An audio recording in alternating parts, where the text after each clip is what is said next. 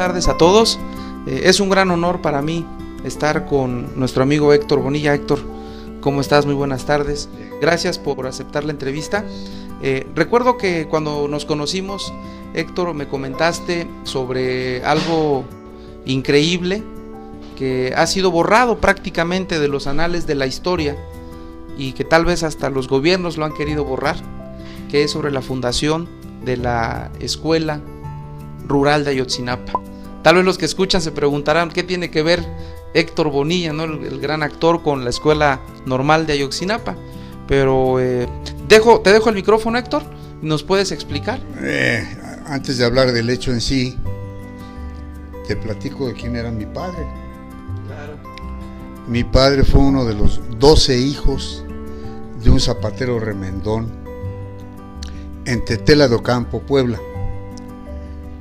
Se fue de su casa, llegó al Distrito Federal descalzo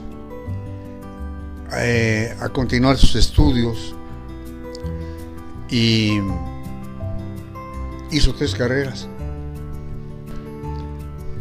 y le ofrecieron pues esta aventura, y allá por, no sé con precisión el año, calculo que es como por el 24 más o menos, se fue a Tixtla y fundó la Normal Rural de Ayotzinapa, Guerrero. Fue un hombre muy alejado de la política. Tenía razón. De ahí no te puedo decir, soy el último de sus 6 hijos, con detalle qué pasó. El caso es que él se fue. Y se fue a Actopan, Hidalgo, a trabajar con los otomíes. Misma historia, y entonces él eligió el mercado de Santa Julia en la Ciudad de México para ejercer su profesión de médico homeópata. Yo lo vi sin tomar un día de vacaciones hasta que se murió. Daba consulta gratis de 7 a 10 de la mañana, incluido el domingo, y su vacación, su descanso consistía en no ir por la tarde el domingo a dar consulta. Ese era mi papá. Guerrero es un estado muy especial. Seguramente tienes noticia de este alcalde maravilloso de esa época, doblemente asesinado, Juan R. Escudero, y que bueno, pues la oligarquía y el ejército comprado, como seguimos, acabó con él.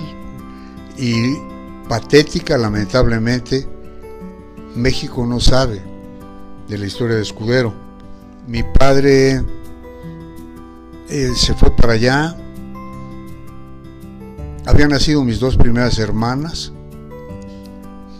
y luego nació mi hermano Rodolfo, mi hermano Alberto, y ya en la Ciudad de México nacimos mi hermana Irma y yo, y bueno, fue lo que fueron a sembrar a Guerrero, ¿no? De la primera generación de alumnos de mi padre salió Florencio Encarnación Ursúa, que vivía en Coyuca de Benítez, casado con otra alumna de la escuela, y él fundó el sindicato de copleros para rescatar el dinero que se llevaba entre los gringos y los españoles, esos que mataron a Escudero.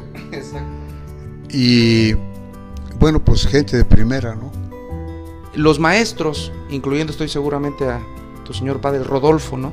Rodolfo era su nombre, Rodolfo Bonilla. Rodolfo Alfredo Cortés. Exacto. Rodolfo Alfredo Bonilla Cortés. Seguían el ejemplo que había impuesto ya también José Vasconcelos en esa época, ¿no?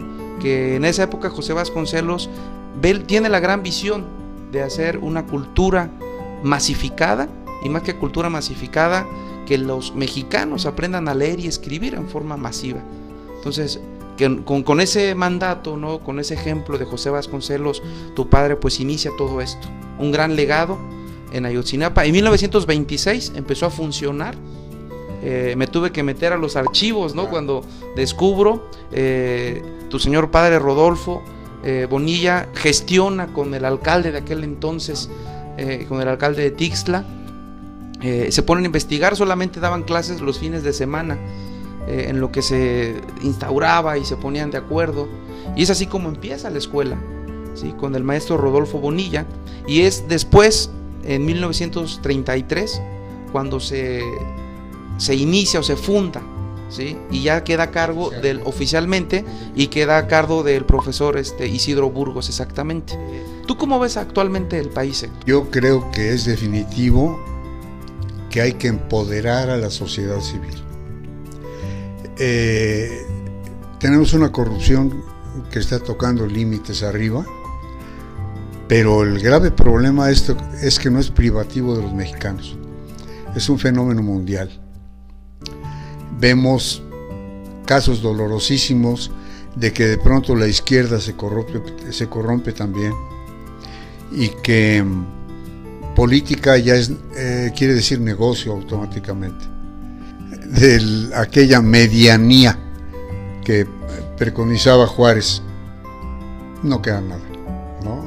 Simple y sencillamente te perdono para que me perdones, y vemos el descaro de los exgobernadores, que son ¿cuántos?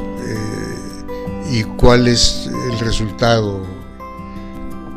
Ya no tenemos ojos que abrir para ver el horror en que vive el país, ¿no? Repito, hay que empoderar a la sociedad civil, que no puede participar, está parapetada la clase política. Fíjate, acabo de estar en el constituyente de la Constitución de la Ciudad de México,